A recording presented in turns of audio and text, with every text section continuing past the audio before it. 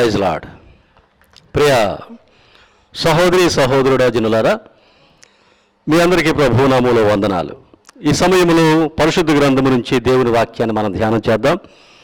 Time for everything, ప్రతిదానికి సమయము కలదు. ప్రసంగి గ్రంథము 3వ అధ్యాయం 1వ వచనంలో మనం ఈ వాక్యాన్ని చూస్తాం. ప్రతిదానికి సమయము కలదు. There is a season for everything, there is a time for everything. ప్రతిదానికి సమయము కలదు. మన జీవితంలో సహోదరి సహోదరుడా, మీ జీవితాల్లో, నీ కుటుంబాల్లో, మీ కుటుంబాల్లో అనేక దీవెనలు, ఆశీర్వాదాలు, వరాలు, తలాంతులు, మరి చక్కటి సాక్ష్యాలతో పాటుగా కొన్ని మనకు అయిష్టమైన, కొన్ని చేదుగా ఉండేటువంటి అనుభవాలను కూడా మనం కలిగి ఉన్నాం. ఉదాహరణకు వ్యాధులు కావచ్చు, సమస్యలు, బాధలు, ఇరుకులు, ఇబ్బందులు, ఇక్కట్లు, శోధనలు, అనవసరమైనటువంటి మనం ఎక్స్పెక్ట్ చేయనటువంటి విధంగా మనం హృదయాలను మరి గాయపరిచేటువంటివి, ప్యానిక్, విచారానికి గురి చేసేటువంటి సంఘటనలు ఇప్పటికే మన జీవితాల్లో ఎన్నో కొన్ని చవి చూసే ఉంటాం, అనుభవం పొందే ఉంటాం. అవన్నీ మీ జీవితాల్లో ఇంకా ఎన్నో మీ అనుభవాలు మీకు ఉంటాయి. కనుకనే పరిశుద్ధ గ్రంథం సెలవిచ్చేది ఏమిటంటే ప్రతిదానికి సమయం కలదు అన్నాడు. ప్రతిదానికి, అది మేలు కావచ్చు, కీడు కావచ్చు, అది ఆశీర్వాదం కావచ్చు, మరొక శోధన కావచ్చు. ప్రతిదానికి అన్నాడు, కొన్నిటికీ అనలేదు, ప్రతిదానికి. కాబట్టి మన జీవితాల్లో అన్నీ అలా తొంగి చూస్తాయి, అలా వస్తాయి, అలా వెళతాయి. ఆయా సమయాల్లో, వాటి కాలాలలో, వాటి ఋతువులలో అవి అలా వస్తాయి. దేవుడు వాటికి ఇచ్చిన సమయం దాకా అవి ఉంటాయి, తదుపరి వెళ్ళిపోతాయి. కానీ ఏది కూడాను దేవునికి తెలియకుండా, దేవుని యొక్క అనుమతి లేకుండా, దేవునికి మించిపోయేటువంటివి, ఆయన కంట్రోల్కి మించిపోయేది ఈ సృష్టిలో ఏది, ఈ విశ్వములో ఏదీ లేదు. Praise the Lord. మనం చాలా సందర్భాల్లో ప్యానిక్ గురవుతూ ఉంటాం, అంటే విచారిస్తూ ఉంటాం, దుఃఖపడుతూ, బాధపడుతూ ఉంటాం. నా జీవితంలో ఇదేమిటి, అదేమిటి, మా కుటుంబంలో ఇదేమిటి, మరి మేము ప్రభువుని నమ్ముకొని ఉన్నాం, మరి ఈ విధంగా ప్రభు యందు విశ్వాసం ఉంచిన వాళ్ళము, ఈ ఏమిటి మాకే రావాలా, వాళ్ళు చూడు భక్తిహీనులుగా ఉన్నారు, అయినప్పటికీ వాళ్ళు చాలా సమృద్ధిగా సంతోషంగా ఉండగలుగుతున్నారు అని ఇలాంటి కొన్ని సందర్భాల్లో అపవాది మనల్ని ప్రేరేపిస్తూ ఆ రీతిగా దేవుని మీద కొంత అవిశ్వాసం కలిగే రీతిగా, దేవుని మీద సనిగే రీతిగా, గొనిగే రీతిగా చేస్తాడు. వాస్తవానికి దేవుడు ప్రతి ఒక్కరిని ప్రేమించాడు. యోహాను సువార్త 3వ అధ్యాయం 16వ వచనం ప్రకారం దేవుడు లోకమును ప్రేమించెను, ఆయన పాపులను, పరిశుద్ధులను, నీతివంతులను, అనీతివంతులను, అందరినీ, పేదలను, ఐశ్వర్యవంతులు, ధనవంతులను అందరినీ ప్రేమిస్తున్నాడు. అందరినీ ఆయనే సృజించుకున్నాడు. కాకపోతే మనకున్న అజ్ఞానాన్ని బట్టి, లోక సంబంధమైన కొన్ని ఆకర్షణలు బట్టి, సుఖాల సౌఖ్యాల వెంట కొంతమంది పడుతూ, సృష్టికర్తను విడిచి సృష్టిని పూజిస్తూ, మరి దేవునికి అయిష్టమైనటువంటి దేవుని హృదయాన్ని గాయపరుస్తూ, ఆయాసపరుస్తున్నటువంటి సందర్భాలు ఈ లోకంలో ఉన్నాయి. అది వారి అజ్ఞానాన్ని బట్టి కొంతమంది ఈ లోకంలో కలిసిపోయారు, లోకాన్ని స్నేహిస్తూ ఉన్నారు అని అంత మాత్రం చేత వాళ్ళు దేవుని బిడ్డలు కాదు అంటానికి లేదు. ప్రతి ఒక్కరిని ఆయన సృజించుకున్నాడు. అందరూ ఈ రోజున ఉన్నటువంటి మా సమస్త మానవాళి ఆదాము గర్భం నుంచి వచ్చిన వాళ్ళే, ఆదాము నుంచి వచ్చిన వారే, అందరూ దేవుని పిల్లలే. అందుకే దేవుడు లోకమును ఎంతో ప్రేమించును అన్నాడు. దేవుడు సంఘాన్ని మాత్రమే ప్రేమించాడు అన్నది కానీ, ఆయన విశ్వాసం ఉంచిన వారిని మాత్రమే ప్రేమించను అని కానీ లేదు. దేవుడు లోకమును ప్రేమించను అన్నాడు. లోకములో ఎవరున్నారు? తప్పిపోయిన కుమారులు ఉంటారు, పెద్ద కుమారులు ఉంటారు, అందరూ ఉంటారు. పెద్ద కుమారుడు తండ్రి వద్దే ఉన్నాడు బైబిల్లో. చిన్న కుమారుడు తండ్రిని విడిచి లోకంలో కలిసిపోయాడు, లోకాన్ని స్నేహించి వెళ్ళిపోయాడు. కానీ ఇద్దరూ దేవుని బిడ్డలే. ఆయన అందరినీ ప్రేమిస్తుంటాడు. కనుక మనం దేవుని ఎట్టి పరిస్థితుల్లో సనగటం, గొనగటం, దేవుని నిందించటం, దేవుని శోధించటం మనం ఎట్టి పరిస్థితుల్లో చేయకూడదు. ఆ పరిస్థితి మన జీవితాల్లో రాకూడదు. అది ఎప్పుడు రాకుండా ఉంటుంది? మనం దేవుని యందు విశ్వాసములు స్థిర మనస్సులై మనం ఉన్నప్పుడు, ఇవన్నీ మనం అర్థం చేసుకున్నప్పుడు, ఇవి సహజంగా వస్తాయి పోతాయని అర్థం చేసుకున్నప్పుడు మనం నిలకడగా నిబ్బరంగా ఉండగలుగుతాం. Praise the Lord. కనుక ప్రసంగి గ్రంథం 3వ అధ్యాయం 1వ వచనంలో ప్రతిదానికి సమయము కలదు అన్నాడు. There is a season for everything, there is a season for everything. ప్రతిదానికి సమయము కలదు అన్నాడు. మనం గ్రహించాలి, అర్థం చేసుకోవాలి. దేవుని వాక్యాన్ని చక్కగా మనం చదివి అర్థం చేసుకుని గ్రహించినప్పుడే ఈ ప్రకృతి లేదా ఈ లోకంలో జరిగే పెనుమార్పులు లేదా సంభవించే సంఘటనలను బట్టి మనం అవగాహన చేసుకున్నప్పుడు మనం భయపడం, స్థిరంగా బలంగా ఉంటాం. దేవుని యందు ఇంకా అచంచలమైన విశ్వాసం కలిగి ఉంటాం. విషయం తెలియనప్పుడు భయపడతాం. దేవుని యొక్క ఆ హృదయము, మనసు తెలియనప్పుడు భయపడతాం. ఆయన వాక్యాన్ని మనం సరిగా అర్థం చేసుకోకపోతే భయపడతాం, విచారిస్తాం, ప్యానిక్ గురవుతాం. దేవుని జ్ఞానం మనం పొందుకోకపోతే కూడా భయపడతాం. దేవుని ఆజ్ఞలకు అతిక్రమించినా భయపడాల. దేవుని యందు విశ్వాసం, విధేయత లేకపోతే ఇంకా భయంకరమైన సంగతి అది. కానీ అజ్ఞానం ఉన్న వాళ్ళు, లోకాన్ని స్నేహించిన వాళ్ళు, దుష్టుని ఆలోచనలతోటి లోకంలో ఉన్న వాళ్ళకి ఇవన్నీ ఉండవు. అందుకే దేవుడు ఒక తండ్రిగా వారు తిరిగి తన ఎదుకు రావాలని ఆయన ఎంతో ఆశతో ఎదురు చూస్తూ ఉంటాడు. Praise the lord.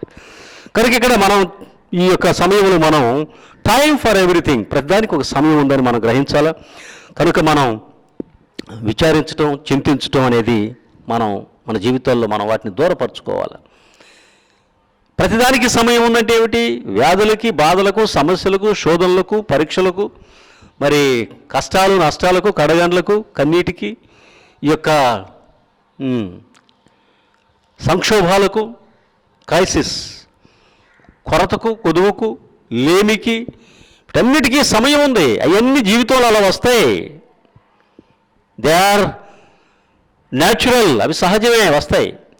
But at the same time they are temporary, అశాశ్వతం, శాశ్వతమని కావు. They are not permanent. ఇది చాలా ఇంపార్టెంట్. ఈ పాయింట్ మనం చాలా జాగ్రత్తగా టేకప్ చేయాలి. సహజమై వస్తాయి, అవి అశాశ్వతమైనవి, అవి పర్మనెంట్ మాత్రం కాదు. Praise the Lord. చాలామంది ఈ విషయాన్ని గ్రహించక, తెలుసుకొనక, జీవితాల్లోకి వచ్చిన కొన్ని ఇబ్బందులను బట్టి, సమస్యలను బట్టి, సంక్షోభాలను బట్టి వాళ్ళు ఎలా ఆలోచిస్తారంటే, ఇవిక ఈ జీవితంలో నా నుంచి పోవు, నా కుటుంబంలో చిందరవందరు చేసినాయి, కకావికలం చేశాయి, ఇక నేను పనికిరాను, ఇక నా జీవితం అయిపోయింది, ఇక నా వల్ల కాదు అని ఒక నెగటివ్ థాట్స్కి వెళ్ళిపోతారు. ఇవి శాశ్వతంగా ఉంటాయని వాళ్ళు భ్రమలో పడతారు. అవి శాశ్వతం కాదు, అవి అశాశ్వతమని, టెంపరీ అని బైబిల్ సెలవిస్తూ ఉంది. కొద్ది కాలం వేచి ఉండాలి మనం. ఈ వేచి ఉండే సమయంలో దేవునికి మొరపెట్టుకొని, ప్రార్థన చేసుకొని మనం ఆయన వైపు చూడగలిగితే ఆయన నీకు వాటిని అధిగమించే శక్తినిస్తాడు, జ్ఞానాన్ని ఇస్తాడు, సమర్థతనిస్తాడు, ఆలోచనలు ఇస్తాడు. Praise the Lord. వాటిని అధిగమించాలా నువ్వు, వాటిని అధిగమించడం దేవునికి ఇష్టం. అప్పుడు ఆయన మహిమ చెందుతాడు, ఆయన బిడ్డవు కనుక. Praise the Lord. దేవుని స్తోత్రం, హల్లెలూయా. కనుక సహోదరి సహోదరుడా, don't panic in this season. ఆయా మనకు అననుకూలకమైనటువంటి కొన్ని ఇరుకులు, ఇబ్బందులు, సమస్యలు, వ్యాధులు, బాధలు చేసే సీజన్స్ ఉంటాయి, ఆ సమయాలు ఉంటాయి. ఆ సమయాలు ప్యానిక్ అవ్వకు, దిగులు పడకు, విచారించుకు, చింతించుకో. అవి సహజమే, అవి ఎల్లకాలం ఉండవు, కొంతకాలమే అని గ్రహించు. They may come and go.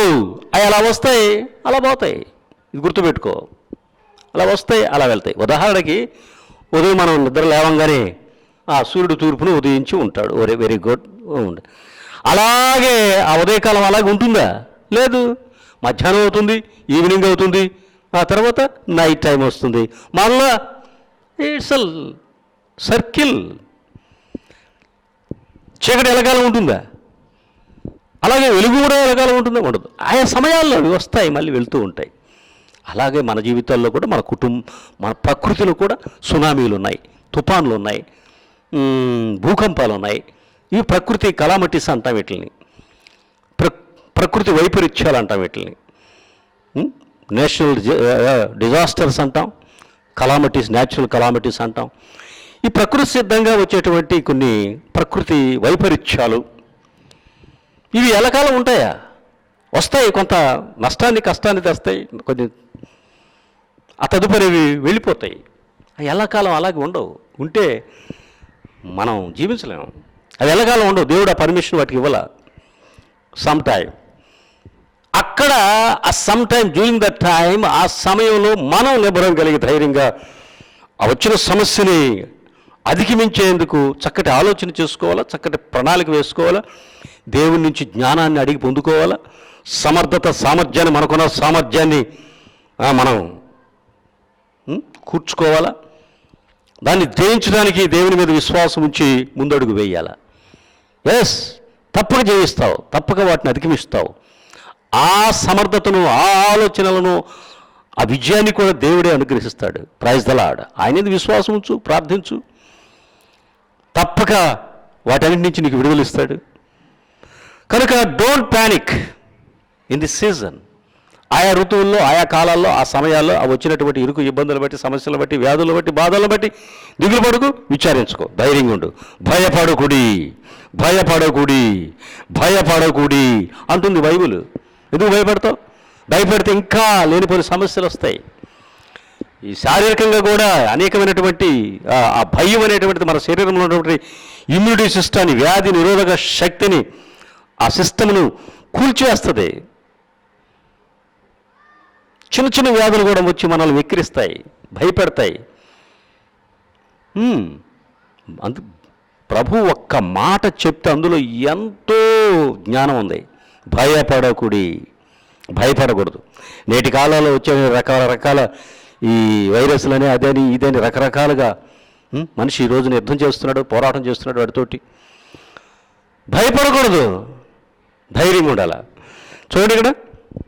కాబట్టి ఈ స్టోమ్స్ అనేటువంటి, ఈ తుఫానులు, సునామీలు, భూకంపాలు ఎంత సహజంగా వచ్చి మరి తర్వాత ఎంత నెమ్మది వస్తుందో, అలాగే మన జీవితంలో కూడా ఈ సమస్యలు ఇవన్నీ కూడా అలా వచ్చి అలా వెళుతుంటాయని గ్రహించాలి. కాకపోతే రెండే శాశ్వతంగా ఉండే విషయాల్లో రెండే ఉన్నాయి. ఒకటి దేవుడు, రెండు ఆయన వాక్యము. Praise the lord. Only 2 things don't change.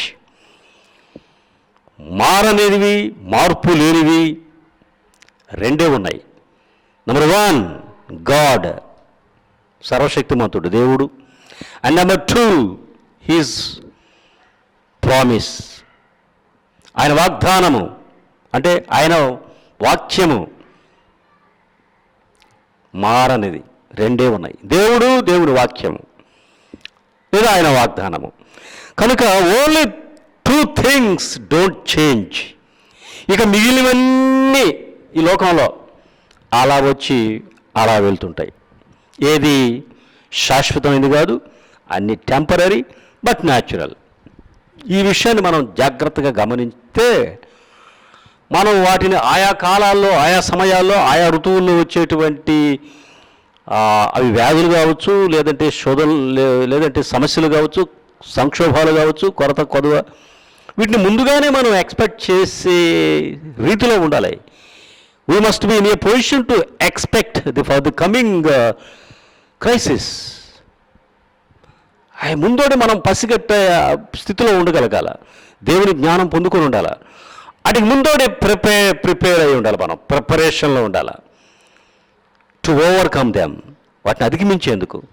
To get rid of them, వాటిని అధిగమించేందుకు, వాటిని ఎదుర్కొనేందుకు, వాటి మీద జయం పొందేందుకు మనం చక్కటి ఆలోచన కలిగి, ప్లానింగ్ కలిగి సిద్ధంగా ఉండాలి తప్ప, సిద్ధంగా ఉండాలి. యాకోబు పత్రిక 1వ అధ్యాయం 16వ వచనం చదువుదాం. యాకోబు పత్రిక 1వ అధ్యాయం 16వ వచనం.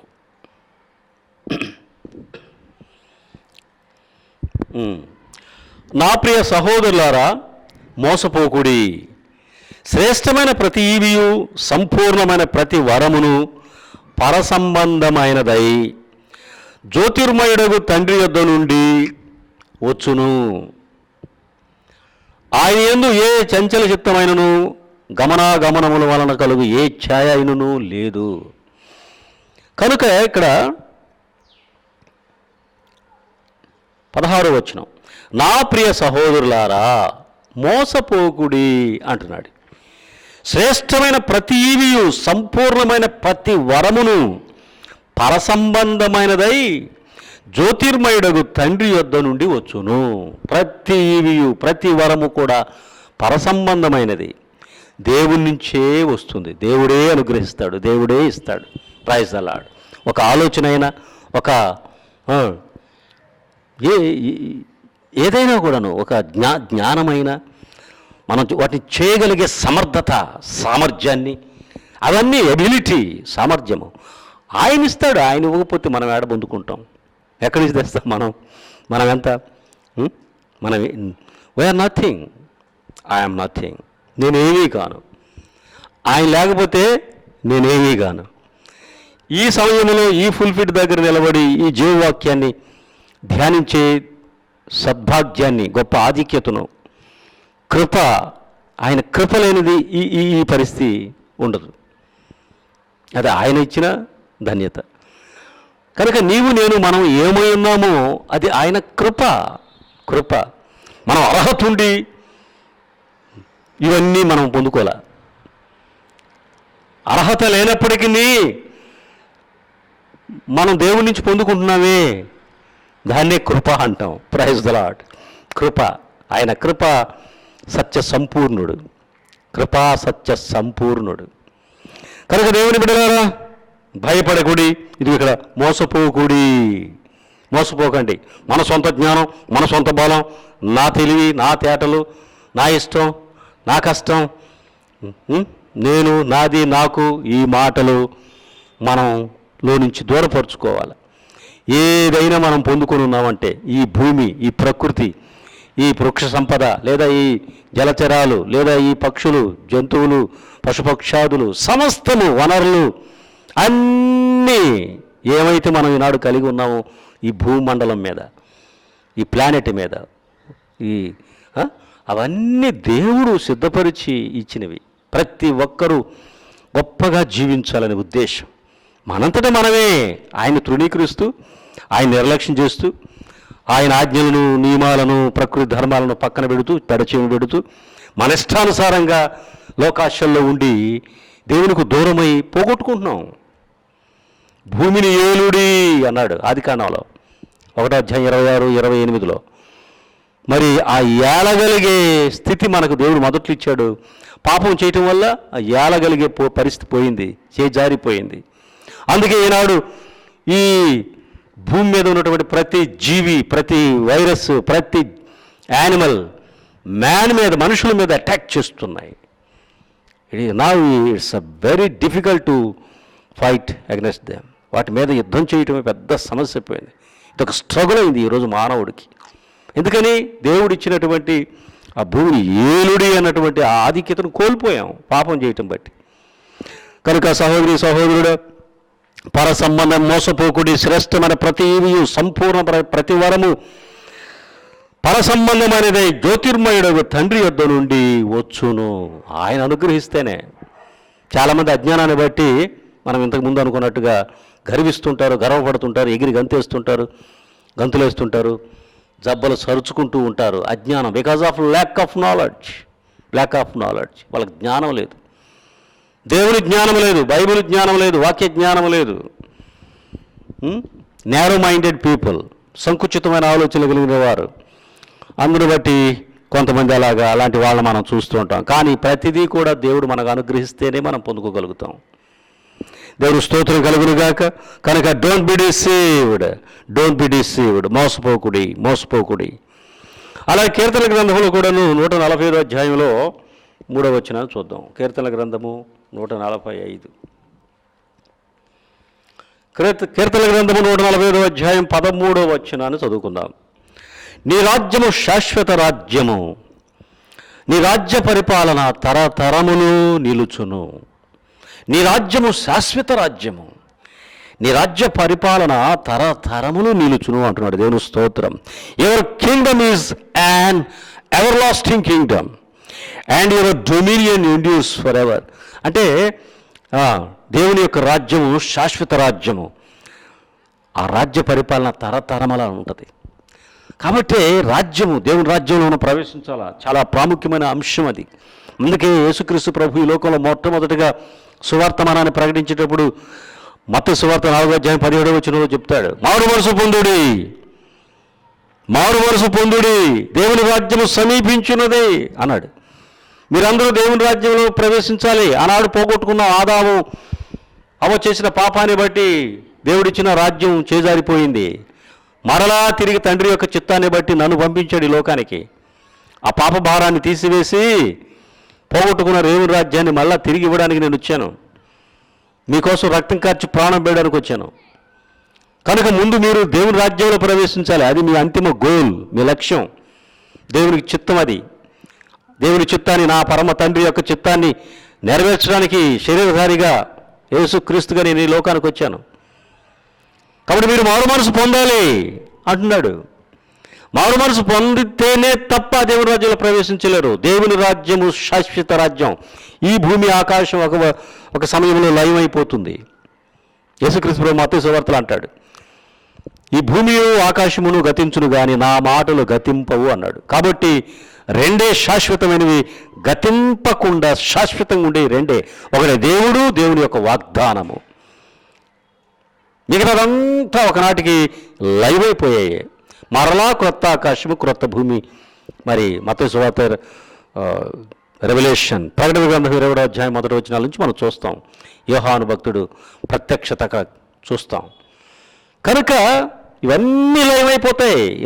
అశాశ్వతమైన క్షయమైపోయేటువంటివి. ఈ క్షయమైపోయే వాటి వెంట మనిషి పరిగెడుతున్నాడు ఆతృతతో, ఆశతో.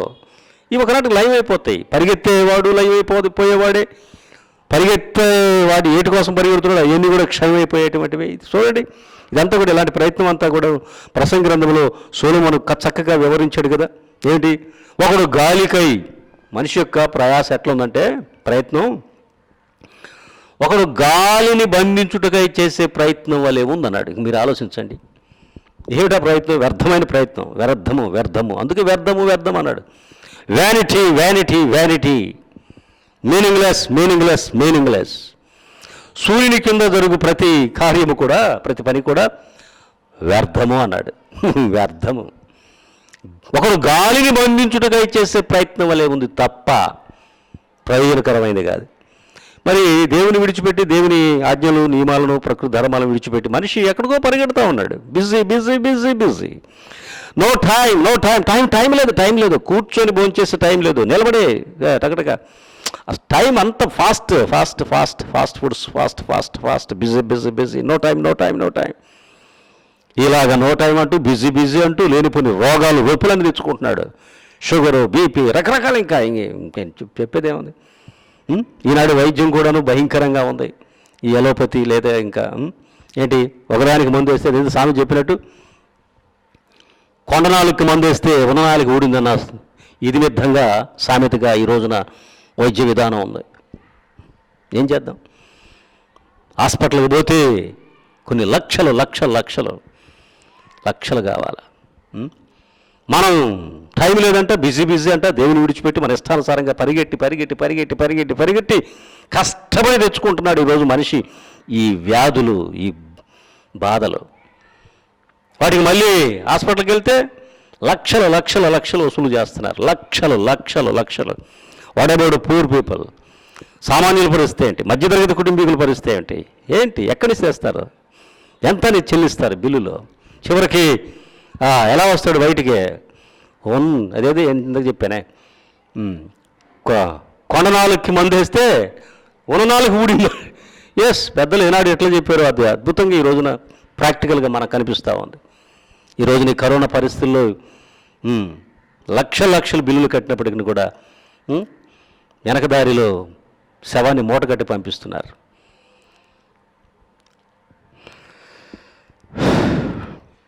Your Kingdom is an ever lasting Kingdom.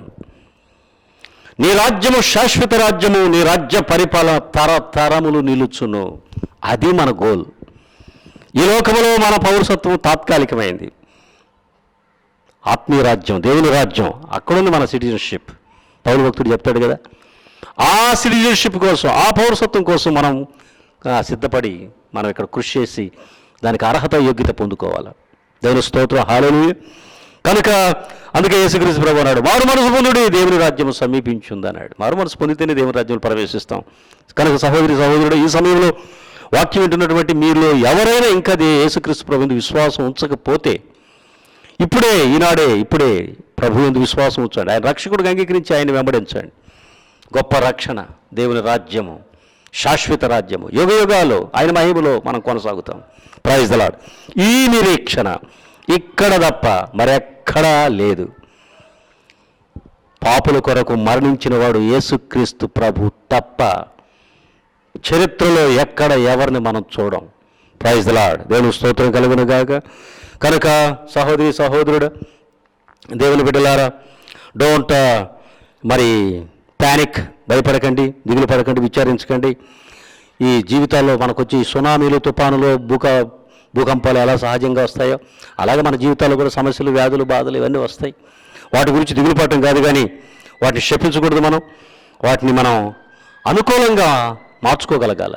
ఆ సమస్యల్లో వాటిని అధిగమించగలిగే శక్తిని మనం పొందుకొని వాటి ప్లానింగ్ మనం సిద్ధపడి వాటిని అధిగమించేందుకు మనం సిద్ధపడి దేవుని యందు విశ్వాసం ఉంచి స్థిరంగా బలంగా మనం ఉండాలి తప్ప భయపడి మనం ఏం చేయలేం. భయపడితే ఇంకా కుప్పగూలిపోతాం. ఆరోగ్య వ్యవస్థ దెబ్బతినిపోతుంది, మానసికంగా కృంగుదల వస్తుంది, అడుగు తీసి అడుగు వేయలేవు, ఏం చేయలేవు, సరైన ఆలోచన చేయలేవు, ఏమీ కాదు, ఇక ఫెయిల్. కనుక ఎట్టి వరుసలు భయపడకు, ధైర్యంగా ఉండండి. కనుక storms come to test your faith in God. ఒక్కోసారి దేవుడే కొన్ని అనుమతిస్తూ ఉంటాడు. ఎందుకంటే ఆయన యందు మనకున్న విశ్వాస పరిమాణాన్ని ఏ మేరకు ఉందో, ఎంతవరకు ఉన్నామో మనం సతికిలు పడతామా, స్థిరంగా బలంగా ఆయనలో ఉంటామా, ఆయనతో వెంబడిస్తామా, ఆయనకి ప్రాధాన్యత ఇస్తామా, వీటికి ప్రాధాన్యత ఇస్తామా, మన విశ్వాస పరిమాణం ఏమాత్రమో అని దేవుడు కూడా కొన్నిసార్లు మనం పరీక్షించడానికి ఇలాంటి కొన్ని మన జీవితాల్లోకి అనుమతిస్తాడు, ఆయన అలౌ చేస్తాడు. ఇది కూడా చాలా ఇంపార్టెంట్ పాయింట్. ఒక్కోసారి ఏబు గ్రంథంలో ఒకటో అధ్యాయంలో చూస్తే మనం ఏబుని ఎక్కడ చక్కని మాట ఉంది. ఏబు గ్రంథం 1వ అధ్యాయం 8వ వచనంలో చూడండి. అందుకు యెహోవా, నీవు నా సేవకుడైన ఏబు సంగతి ఆలోచించితివా? అద్భుతమైన మాట. ఏబు పక్షాన దేవుడు చక్కటి టెస్టిమనీ ఇస్తున్నాడు. ఇక్కడ ఏబు పక్షాన దేవుడే మాట్లాడుతున్నాడు. ఎవరు అపవాదితో అంటున్నాడు. 8వ వచనం. అందుకు యెహోవా, నీవు నా సేవకుడైన ఏబు సంగతి ఆలోచించితివా? అతడు యథార్థవంతుడు, న్యాయవంతుడునై దేవుని యందు భయభక్తులు కలిగి చెడుతనము విసర్జించినవాడు. భూమి మీద అతని వంటి వాడెవడునూ లేడు. దేవుని స్తోత్రం. చూసితివా? నా సేవకుడైన ఏబు సంగతి ఆలోచించితివా అంటున్నాడు. What a wonderful and great witness. ఎంత గొప్ప సాక్ష్యం. ఏబు చెప్పటం కాదు. ఏబు చెప్పుకోవడం కాదు. ఏబు పక్షాన దేవుడే అపవాదితోటి సెలవిస్తున్నాడు. ఇలాంటి ధన్యత ఎంతమంది పొందుకుంటారో నాకైతే తెలియదు. ఏబు ఎంత ధన్యుడు. ఏబు పక్షాన దేవుడే చెప్తున్నాడు, నీతివంతుడు, యథార్థవంతుడు, నా సేవకుడు. చూసావా, ఏబు లాంటి వాడు ఈ భూమండలంలో లేడంటున్నాడు.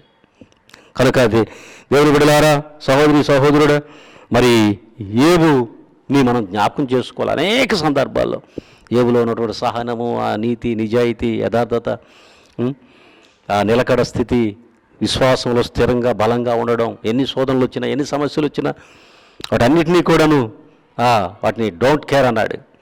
బట్ దేవుని హత్తుకున్నాడు, దేవుని మీదే ఆనుకున్నాడు, ఎవరిని పోలెత్తి మాట అనలేదు. What a wonderful. ఏబు అద్భుతమైన గ్రంథం. ఏబు గ్రంథం బాగా చక్కగా మనం చదివితే ఎన్నో లోతైన విషయాలు మనం గ్రహించగలుగుతాం.